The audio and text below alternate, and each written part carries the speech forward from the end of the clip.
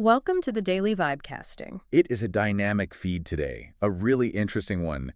This deep dive is necessary because we are seeing this high-stakes technological competition just running head-to-head with some deeply resonant, highly personal global social trends. Right, the data is just pulling in two completely opposite directions. You've got speed and structure on one side. And then connection and authenticity on the other. That tension is exactly what makes this feed so compelling. So today's mission is to give you a shortcut to understanding that collision.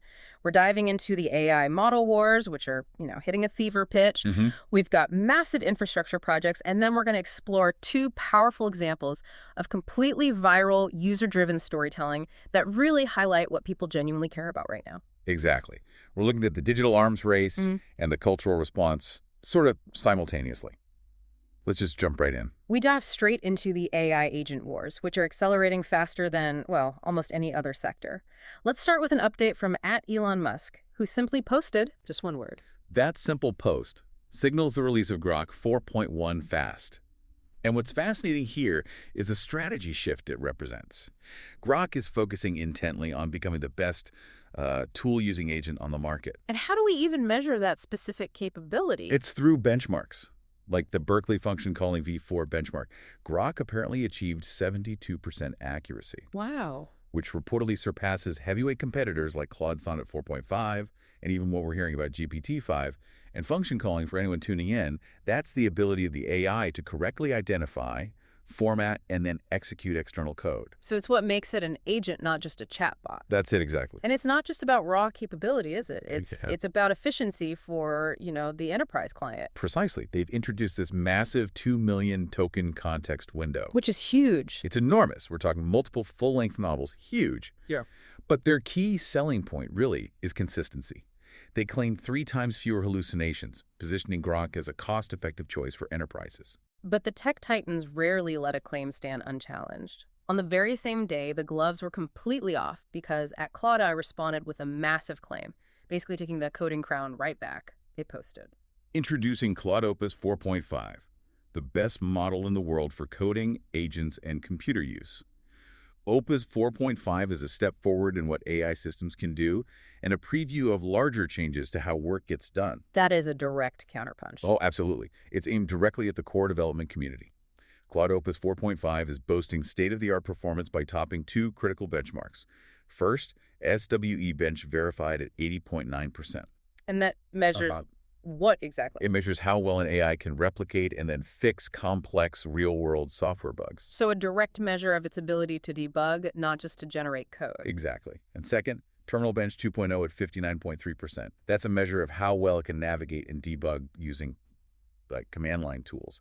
They're showing a performance edge over GPT 5.1 in these critical areas. So from a business perspective, what's the real incentive for a developer to switch over to Claude? It's the combination: performance, speed, and cost efficiency. Claude claims it requires 76% fewer tokens for the same results. For a company running millions of operations, that cost difference is a game changer. Right. And their aggressive pricing at $5 and $25 per $1 million input-output tokens is a clear signal. The race is now focused on the most efficient models, not just the biggest. So the generation war is heating up, but if AI is going to generate, 80% of enterprise code by 2027? The underlying question of trust becomes paramount. Yeah. How do we ensure all this rapid-fire AI code is actually safe? I saw this at History and Memes. Tools like this will continue to take over the world on the back end of AI Link. Okay, so this is the other side of the coin. This immediately shifts our focus from generation to verification. The post highlights Momentic's recent $15 million Series A funding for their AI-driven testing platform. This is that critical back-end piece. But hold on, $15 million for a testing platform? That sounds like a rounding error compared to the billions being spent on the models themselves. Is the industry truly taking verification seriously yet? That's a sharp point. Seems like a drop in the ocean. But this money is targeted at solving the fundamental scalability problem of verification. Momentic's tool automates end-to-end testing using natural language. Which you'd need for something like GitHub Copilot. Absolutely essential. GitHub Copilot already powers 46% of the code on GitHub. So the core value proposition is speed and reliability in testing. Momentic claims they can cut test automation time by 70%. Okay, that makes sense. So hyperscale AI generation is useless and potentially dangerous without a reliable automated validation layer. This verification sector is where we expect massive growth. And speaking of reliability and trust, we have to end this segment with a moment of absurdity that just underscores this entire verification crisis. Albertabo posted this. LMAOO, an AI detector, just flagged the 1776 Declaration of Independence as 99.99% I-written. Millions of professors use this tool. I mean, you have to laugh, right? Oh, you do. It's hilarious on the surface, but the implications are actually deeply worrying. It just shows the fundamental weakness of detectors like ZeroGPT. Why does that happen? They're trained on modern language patterns, but they often flag structured, formal, high-complexity historical texts as AI-generated because they share that formal style that LLMs often default to. It totally undermines trust, especially in academic settings. It does. We've seen this since 2023, where tools incorrectly labeled things like the U.S. Constitution. But the thread replies highlighted the real-world risks, referencing that 2025 University of Minnesota wrongful expulsion lawsuit. The stakes are incredibly high when we rely on these flawed systems. That digital trust problem connects right into the parallel race for global physical connectivity. We're moving from digital agents to the physical infrastructure wars. The satellite race is also ramping up dramatically. We heard directly from Adajasi. Excited to share new at Amazon Leo Ultra is fastest satellite internet antenna ever built, delivering simultaneous download speeds up to 1 Gbps and upload speeds up to 400 Mbps, all powered by custom Leo silicon, plus some more details on our network, which we'll offer a link. Okay, so this is Project Kuiper. It is. This is the Amazon Leo Ultra antenna, part of the rebranded Project Kuiper. And the focus here is not the consumer market, like we see with Starlink, but high-value, high-demand enterprise customers. Why that specific commercial target? Starlink already has a massive head start. Because Amazon is leveraging its foundational strength, AWS. This new antenna delivers up to 1 gigabit per second downloads, 400 megabits per second uploads, and it's engineered with direct AWS integration. So it's about low latency. Latency, not just speed, is the real war for global enterprise clients. Think remote manufacturing, mining, that sort of thing. So Amazon isn't just selling internet access. They are selling a secure, low-latency extension of their cloud platform globally. That's the entire strategy. They already have 155 satellites in orbit, but the plan is aggressive, over 3,200 by 2029. This is Amazon challenging the assumption that Starlink is the only game in town. Okay, so from the infrastructure of global connectivity, we have to pivot to the infrastructure of, well, the job market. And this next stat, posted by @Polymarket, it's pretty sobering. Just in. Americans with college degrees now make up a record 25% of all unemployed. A quarter. A quarter. This is where we transition from tech competition to real structural change. It's an unprecedented shift, confirmed by a Bloomberg report from just late November 2025. This isn't a recession. This is a leading indicator of AI structurally targeting the white-collar class. It just proves that the college degree is no longer the automation shield it once was. What's driving this sharp rise? It's a combination of things hitting all at once. First, a sharp slowdown in white-collar job creation. Second, the user anecdotes in the thread connect this trend to broader displacement issues. Like AI automation. Exactly. AI automation handling tasks previously done by entry-level analysts, combined with the continued use of H-1B visas, which is displacing even some young STEM graduates. So the high-volume, low-margin white-collar work is getting automated away, and the available positions are just becoming hyper-competitive. That's it. There was analysis cited in the threads from the Cleveland Fed about declining job-finding rates for young grads. We're experiencing a deep, real-time structural change.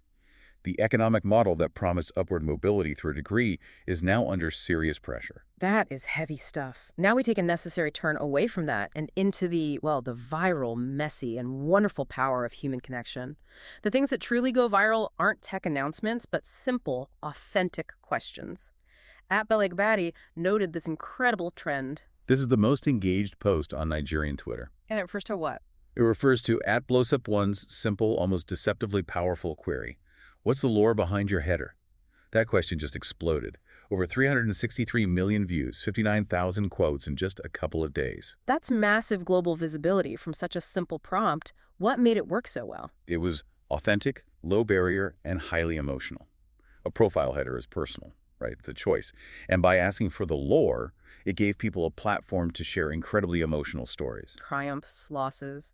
Personal triumphs over adversity, deep losses, private jokes, cultural references, All of it. That's the magic of those low-stakes prompts, isn't it? It strips away the pretense and forces authentic sharing. It reminds you why you use social media in the first place. And the algorithm was incredibly effective at amplifying this.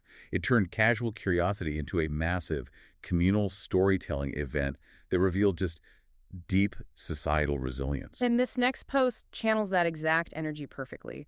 At Wizarab10, Sir Dixon had to address some online commentary about his success, posting this. Why am I getting comments from here? I am sorry to disappoint you, but I am not a Nepo kid. This picture was taken when I was 20. Life actually does get better. You won't always remain where you started. I grew up in Okokomaiko. So a direct response to those Nepo kid accusations. A direct, honest, and powerful response. He clarified his background, his upbringing in poverty-stricken Okokomaiko, Lagos. It directly tapped into that shared lore of overcoming. And he focused not on financial capital, but on a different kind of privilege that actually mattered. Exactly, the non-financial privilege. His parents' sacrifices to afford him private schooling, their focus on instilling discipline. He used his story to show others from similar backgrounds that life can get better. It was really inspiring. It's always fascinating when a personal trend like this crosses over into brand marketing. So how did @Netflix manage to jump into that header lore conversation without sounding, corporate or inauthentic? They chose perfect cultural touchstones. Netflix contributed a single image from Stranger Things. Oh, which one? Specifically, the Steve Harrington meme, where he's desperately asking, Nancy. It's a frame that just captures this raw longing and an emotional quest. That sense of seeking your own lore. Precisely. It was a clever way to participate. They used that 80s nostalgia to humorously respond to the viral query, successfully blending meme culture with their own IP, right before season 5, too. It felt authentic. Shifting gears one last time, let's look at the strange intersection of high-stakes politics and pure entertainment. This next rumor came from Semaphore and was reported by 2 posts, including @CultureCrave, who posted. Donald Trump is reportedly pushing Paramount to make Rush Hour 4 via @Semaphore. Okay, that is unexpected. Right. Both posts confirm that President Trump is reportedly urging Paramount owner Larry Ellison to revive the Rush Hour franchise, explicitly asking for Jackie Chan and Chris Tucker to return.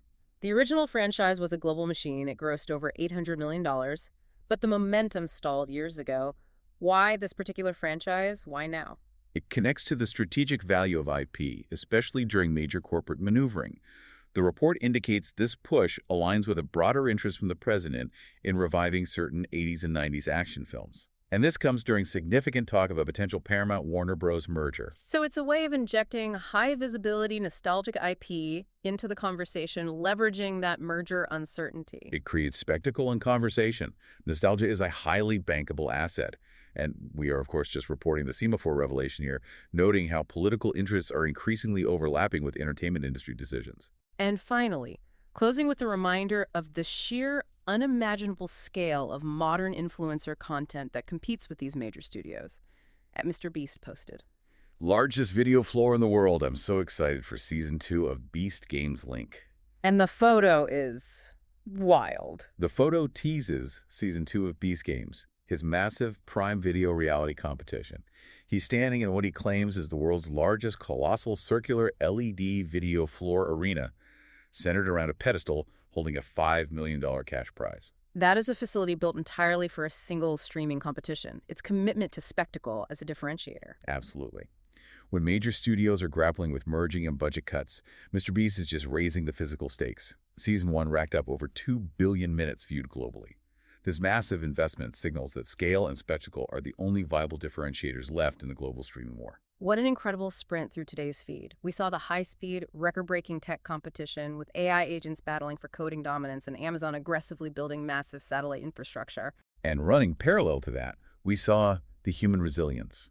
These deeply insightful, community-driven narratives that reveal who people are outside of their professional roles. Stories that get amplified because they're authentic and emotional. So we have the structural automation of white-collar jobs accelerating, and we have a record 25% of the unemployed holding college degrees. What does this all mean for long-term planning and for you trying to navigate this market? Well, given the rapid rise of AI automation and the clear evidence that generalized higher education is no longer an adequate shield, does the focus need to shift dramatically away from generalized 4-year degrees and towards specialized technical training? Or do we risk continuing to create a perpetual oversupply of white-collar labor that AI will simply render obsolete in the next few years? That's the question these structural market shifts are asking of our education system right now. A compelling question about the infrastructure of education to close out this deep dive. Thanks for tuning in with us today. Be sure to explore those stories and data points further.